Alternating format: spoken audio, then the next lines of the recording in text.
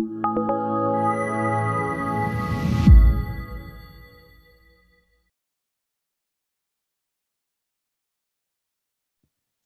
all, welcome to this first lunch break webinar.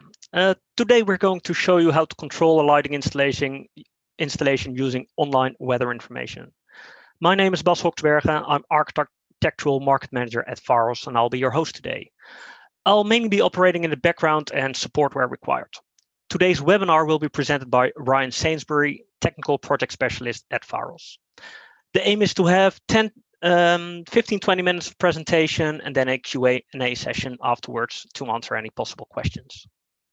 At the bottom of your screen, you'll find the Q&A button to ask a question, but you can also use the chat window to reach out to us or raise your hand if there's something you'd like to ask verbally. Let me start off with a quick poll to just see who's all out there. Let me find the right button to start at. You should see a pop-up on your screen. Those who are using the web, a browser will not see that, but the rest, I expect you are seeing something. Please feel free to reply. Have you ever used I/O modules? We're interested to learn if you did or did not use this before. And also in case maybe you're not hearing all of this, this might be an option for you to say you might encounter some issue. Let me give a little bit of time for people to reply to this. And yeah, majority of people have voted by now. So great, thanks you all for your votes. Thanks for your answer. I'm going to end the poll now. And with this, I'm actually going to hand over to Ryan, who will be take over the shared screen, and he will do the rest of the presentation. So let's get started. Thank you very much, Baz. I'm just going to take control and share my screen. Hello, everyone. My name's Ryan. I work for Pharos Controls. I am the technical project specialist. I do various things within the company, but I'm mainly here as a technical resource for our customers and our clients. I help with lots of different things like programming, sometimes some custom web interfaces. And I also do training, which is leading on to today's webinar. So first of all, as Baz has already said, please give us some feedback at the end of the session. If you've got any questions and answers, please feel free to ask those at the questions. This is kind of a new thing for us, so of course any feedback that you could give would be much appreciated. So we're going to be looking at our I/O module framework today, and specifically we're going to be using the AccuWeather I/O module as an example. So I/O modules extend the functionality of Pharos by giving you extra triggers, conditions and actions, and specifically the AccuWeather I/O module is going to allow us to access an online service which is going to give us weather information, and depending on the weather information coming back, that will allow us to pick a different lighting scene or have some kind of actual routine run with the hardware. So we're going to be looking at this in three different parts. There's going to be just the I/O module basics. We're then going to just walk you through how you can set up a license for the AccuWeather service, because it's an external service to Pharos. And then finally, we're going to be looking at how you can then implement that into your show file. And of course, that will then enable you to use it in your programming. So I'm just going to go ahead and I'm just going to jump straight into Designer. And the first thing that I just want to quickly walk through is just the basic project file that I've set up today. So I've just set up some basic fixtures, some RGBW fixtures.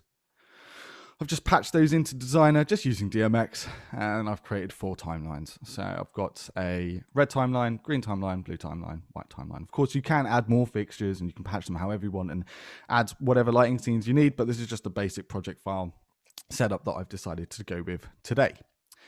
That being said, most of the programming that we're going to be doing today is going to be done within the triggers window.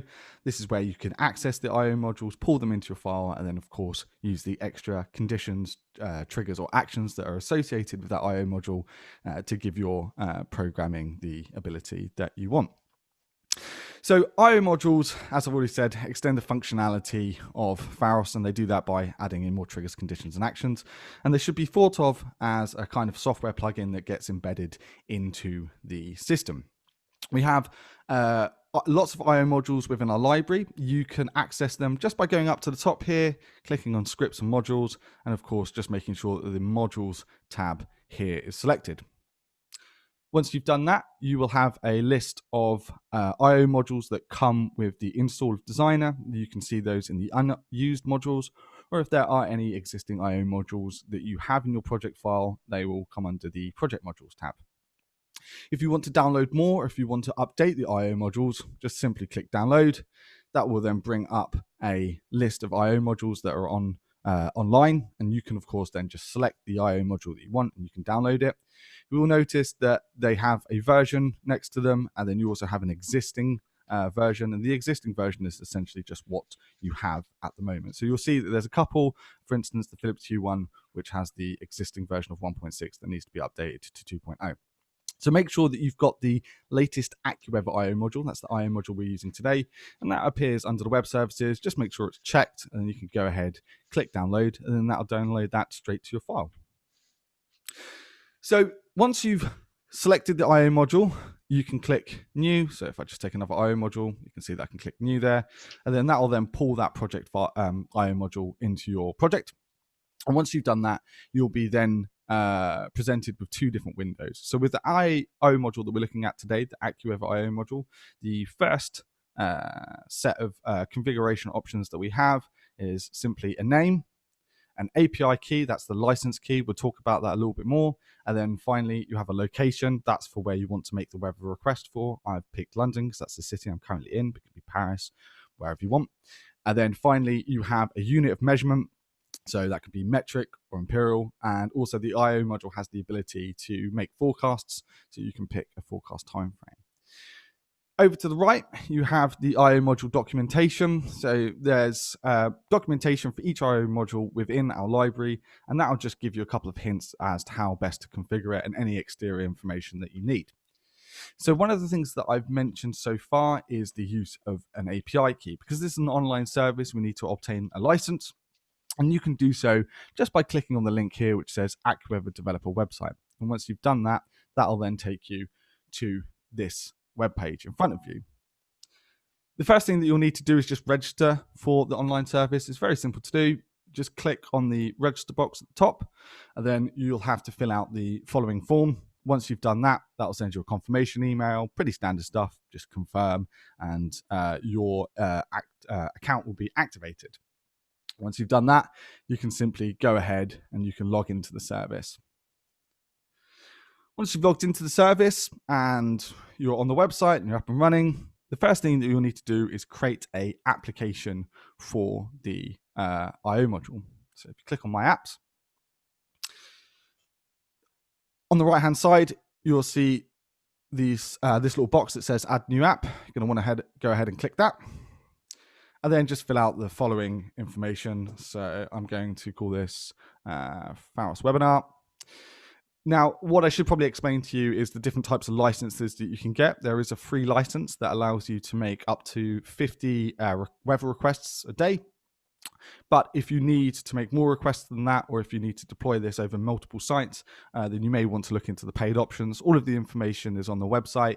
Just be aware that the free license will only allow you to make 50 weather requests a day. Once you're done with that, though, you can then fill out the following form. Just put in the different types of application options that you want, and then go ahead and create an app. Just wait for that to load. And there you go. Your application has now been created. So once that's been approved, you'll probably get a confirmation email that will come through and telling you it's all been set up. But the all-important key for the license will appear underneath.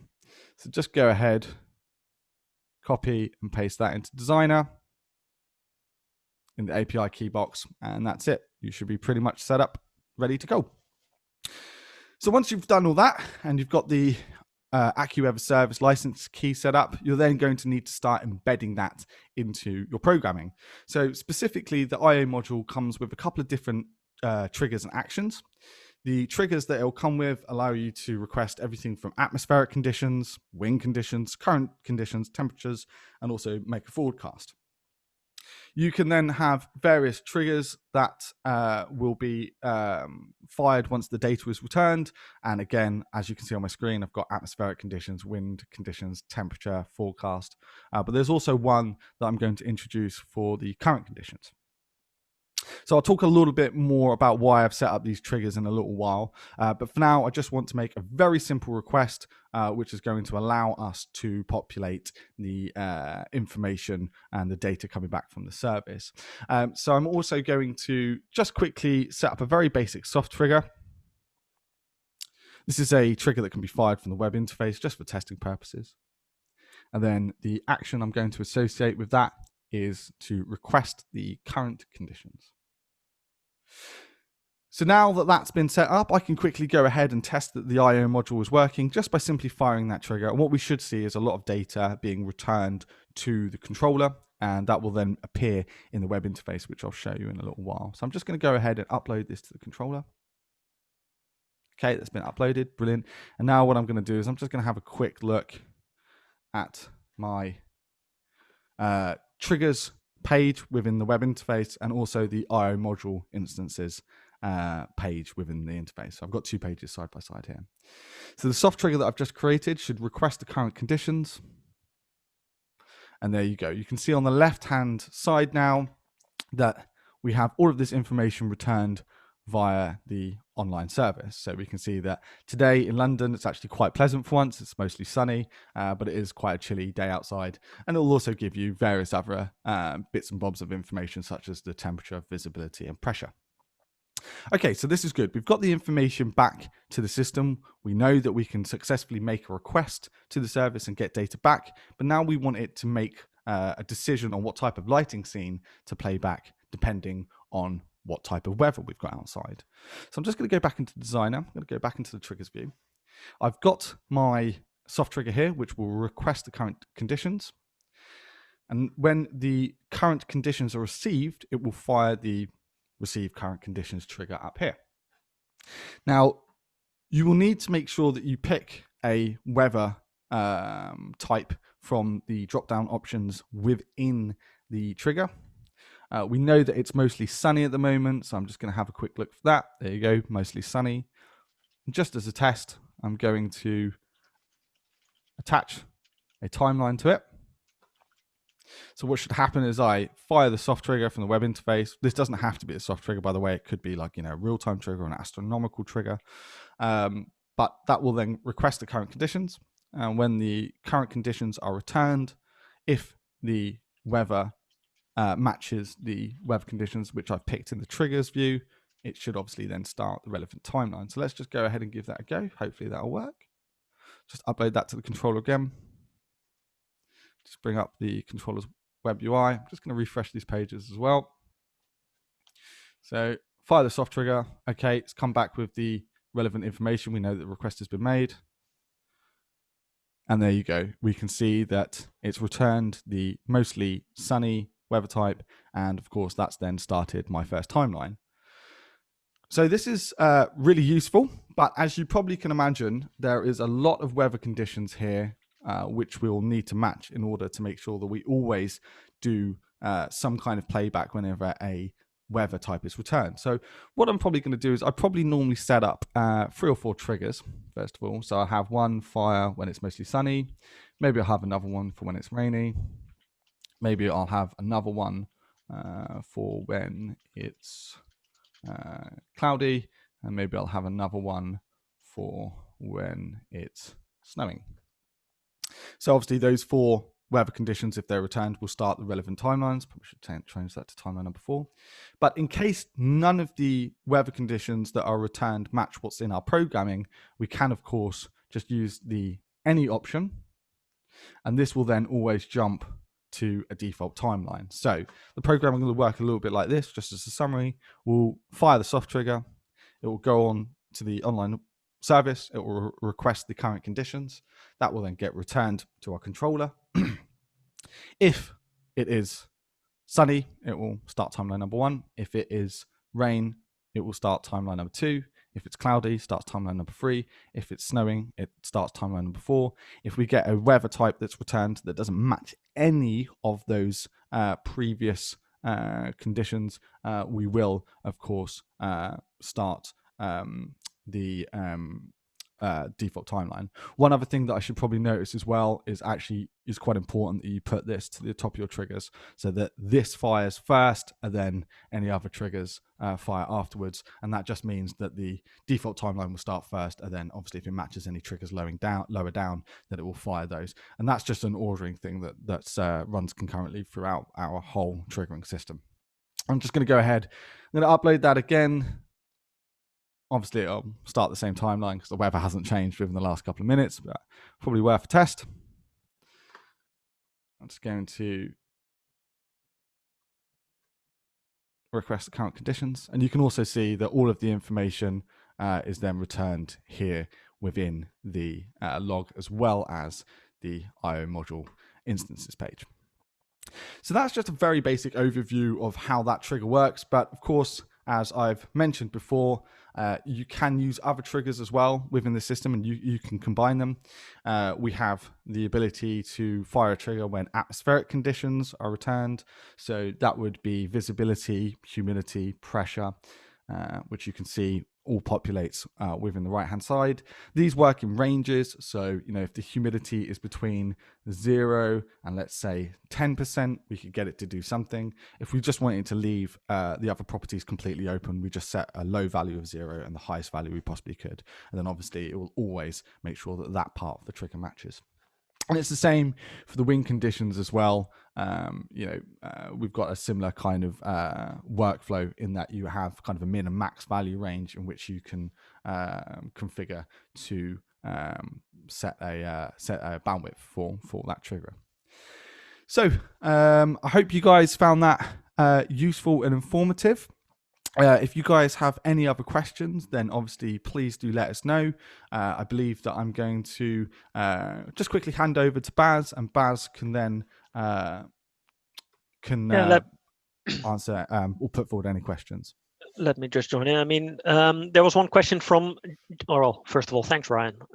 There has been one question from James about the location, what locations are you allowed to fill in? And if people open up the Q&A window at the bottom, you'll see the link to the AccuWeather website, which is listing which exact locations are supported by this system.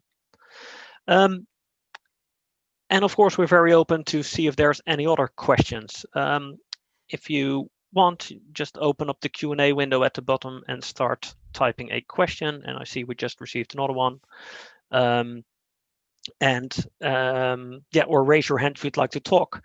And I think, Ryan, you can see the questions as well. Would you like to maybe answer them just verbally? Sure. Or, so is there a similar API for surf reports, i.e. Magic Seaweed? I'm going to be completely honest, Jamie. I don't know the answer to that question. Possibly, I suppose it sounds like you may have already found one. One thing I probably should just point out, which may help in this question, the way that this whole system works is that the controller will make what's called a HTTP request to the online service. So for people who haven't heard of that term before, when you go onto Chrome and let's say you do a search on Google, your computer makes a HTTP GET request, and it's basically requesting information. It's going and getting information, and then that information is returned to the controller. So this is a protocol that we use quite a lot. We actually have our own HTTP API for triggering the system, but we can also make HTTP requests to online services as well. So although I'm not aware of that specific API, if it supports HTTP, then of course, I'm sure that there would be a way that we can implement that into the system. If you want to send us the details of that, we could potentially look at whether or not it'd be compatible. Maybe it's something that we can look at developing in the future. Obviously, I can't make any promises, but we're always looking to expand our IO module library, and we'll at least be able to give you some idea as to whether or not it's possible. Yeah. Maybe to expand to this one, we, for example, have an IO module that is checking the water temperature for some Australian reefs. And that's, I guess, because some people tend to surf and dive over there. So yeah, as Ryan mentioned, we can't make any promise at this moment, but we are very open to make additional IO modules if they make sense for you, which, for example, use surf reports. Yeah. So Brian asked a question: any ability to utilize weather advisory or emergency weather conditions?